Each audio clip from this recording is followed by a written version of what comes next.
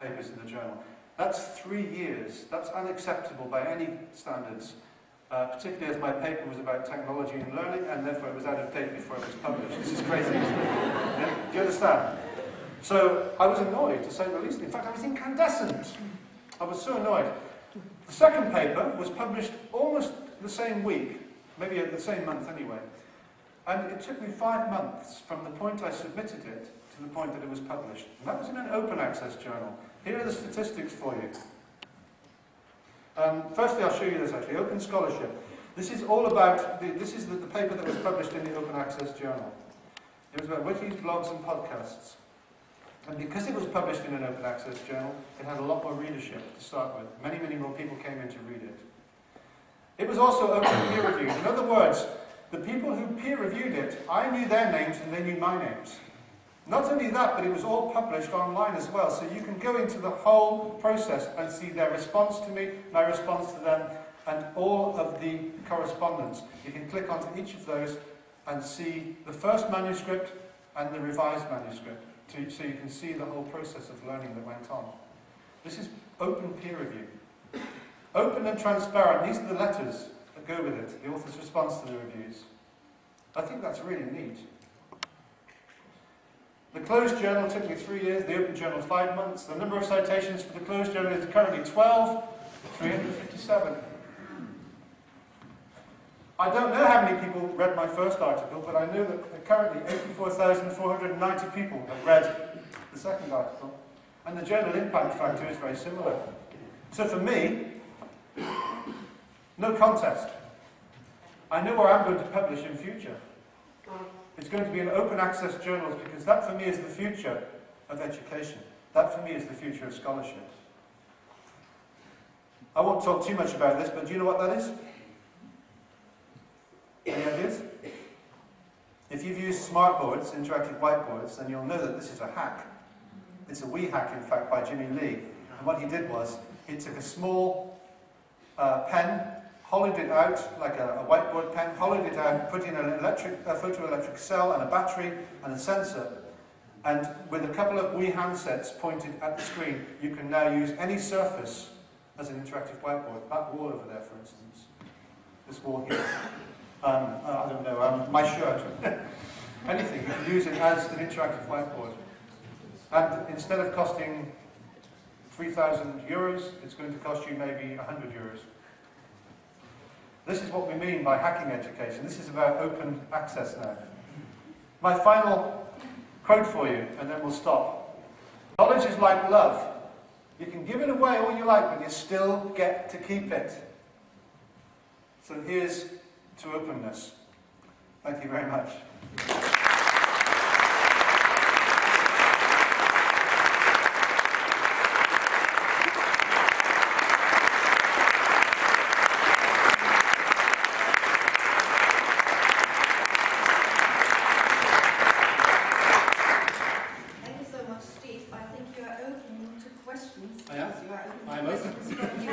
Open for business. So there are 2 mics around here, so if you have a question you would like to ask Steve, just raise your hand and you will get the microphone and you can ask your question. No football questions, please. You can even ask in German. Ich habe keine Ahnung.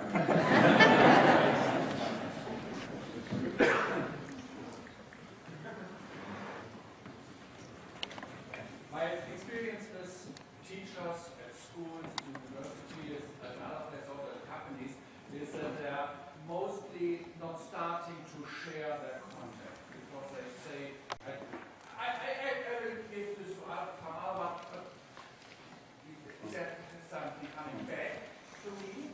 And what are your ideas to start such a process in a society, maybe in a group of teachers teaching together in a school or in a bigger community? You're right. It's a very good question. You're right. We have to have reciprocal agreements. We have to be able to agree on something, I think, before it works properly. So what I've done is I have set an example here, I think, for my own colleagues. And what I do is I share all of my content for free. So I write on my blog, I write for open access journals now, I share my slides and my pictures and everything, and I show them that I'm sharing for free. Now, the problem then comes to convince them to share their ideas with me as well. Now, some of them think maybe they haven't got something worth sharing, I don't know. But to convince them that they do have something worth sharing, that they do have some important ideas to share, and then to give them freely, that's important. I think something like the statistics I showed there on the last few slides about how many people read my articles now. I have something like 2,000 views per day on my blog, which is incredible for me. I didn't think that I would have that many. It's like running a newspaper, isn't it? I didn't realise, but that's a reward enough for me. So if I can show other people that there's a reward, and that is that people will learn from each other, and that the exchange of sharing is important, I think other people will adopt it. But it's going to be a difficult task, I think.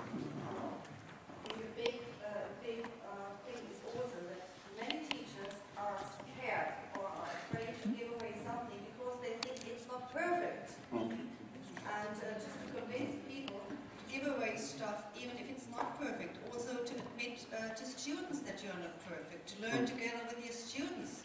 You can learn so much from your students. For teachers, that's the biggest challenge really we have, to make people understand that they can share without being afraid that someone will tell them, well, what is that rubbish you're sharing there? This is a big error in teaching. Teachers believe, some of them believe that they know everything. And of course none of us know everything. In fact, the more you learn, the more you realise you don't know. Yeah? And I think this is something that as teachers we have to get over. We have to get over the thing about I'm the fount of all knowledge and you are my students. Every time I walk into a room with a new group of students, I say, right, let's make a contract here, an agreement. I don't know everything, neither do you. I want to learn from you, just like you want to learn from me. Can we make an agreement on this now, to learn from each other? And they're taken aback by this, they're surprised. But then they realise that I'm right, that we don't know everything. And therefore, nothing that I say is perfect. Nothing they say is perfect. But it's all moving towards the point where we do know more. I think we have to get that ethos, that mindset into teachers' minds, that they do have something to offer. Everybody has something unique to say, and everyone can learn from each other. In my conference in Plymouth next year, we are holding a confessional. You know, a confessional? You know what that is? Yeah, that's what you call it. And it's a confessional about things that have gone wrong. We're not talking about success, we are going to talk about failure. And people may think that's a bit strange, but the point is, if you talk about your failures, you're going to learn, and other people will also learn from your failures. So we can share our failures as well as our successes with each other. And that, I think, is also the essence of good open practice.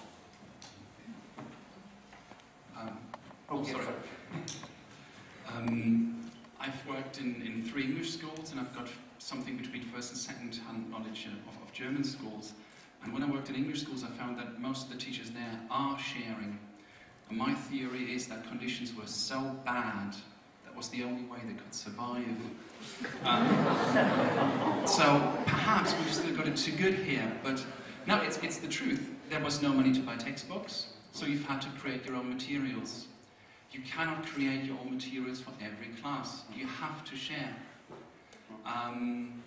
Ofsted, all these, reviews, departmental reviews, guidelines, paperwork, they were clogging up so much, possible creativity that the only way they could still maintain that was by sharing.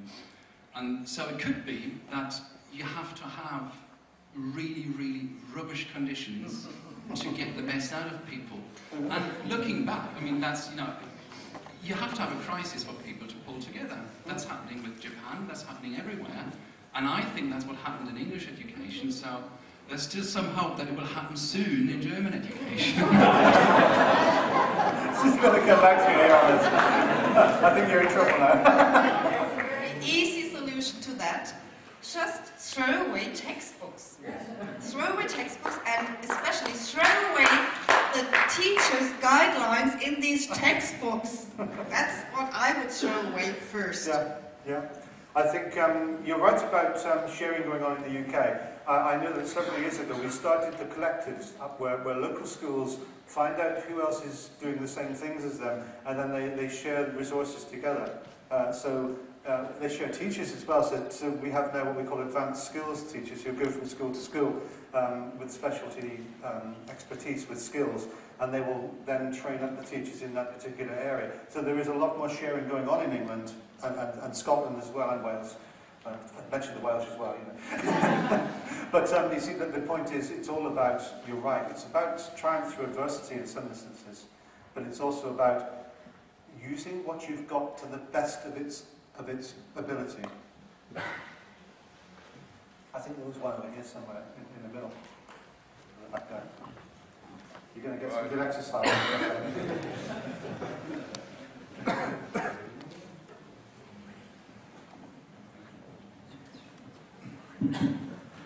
Before I started to be a teacher, I am a musician. I did, and I'm still a musician.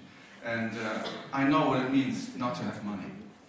And now I have money. I mean, you were a musician. I think we share the same experience. So let's talk about money. I experience now that in school I do a lot. I try to be innovative. I try to involve students with any kind of work, and it is not rewarded. So that's one of the points. The other point is, sharing is nice. It's very good to share. But how can we make a society grow? When I publish music on the internet, it gets stolen. Everybody uses it for free. You will experience it tonight. I will play it and everybody will listen. And that's nice. But how can we make a society work if we don't have a feeling for sharing and acknowledging? Yeah, I think it's important that we have a sustainable creative output. But there are bans on the internet, as you well know. Bands such as, I'm thinking of bands like the Arctic Monkeys, and bands like, I'm trying to think of the other band, who recently gave all of their content away for free because they know that they're not going to make any money out of writing music. But what they will make money out of is publicity. And they'll make money out of concerts, gigs, you know. That's where they'll make their money. So they give the music away for free because they know that it's a marketing tool to be able to get people into their concerts. And I think that's part of the clue to the answer. It's about repurposing what we've done in the past, making it different, because this world is a different place now. Everyone's connected now in different ways, and therefore we need to start thinking about life in a different way as well. And I think the same applies to teaching. We need to start thinking about teaching and learning in a different way. The world has changed. Just to come back to Sebastian, I don't think that financial rewards will work. It's been proven, you know, for decades that financial rewards will not work. You will not have a better output. You have to have conditions where people don't realise that they're working when they're working. And that will make the change. I mean, there's a very good book out there called Drive by, it's either by Pink or Heath, because I read both books parallel, so I'm not sure which one was the author now. But it won't work. If you get paid more, you will not be a better teacher, you will not be more creative. You need time. You need to feel good when you're going into school. And then you don't care about the money. Of course you need money, but once you belong beyond a certain threshold, you stop caring about the money, you start caring about your work. Yeah.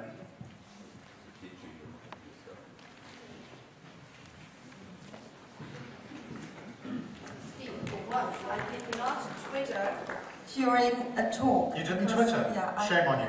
Yes, and it was so fascinating seeing you live, having a keynote, that I was hoping for other people here in this room to give tweets to me. Well, okay. Thank you so much. I think you gave us a huge challenge as educators.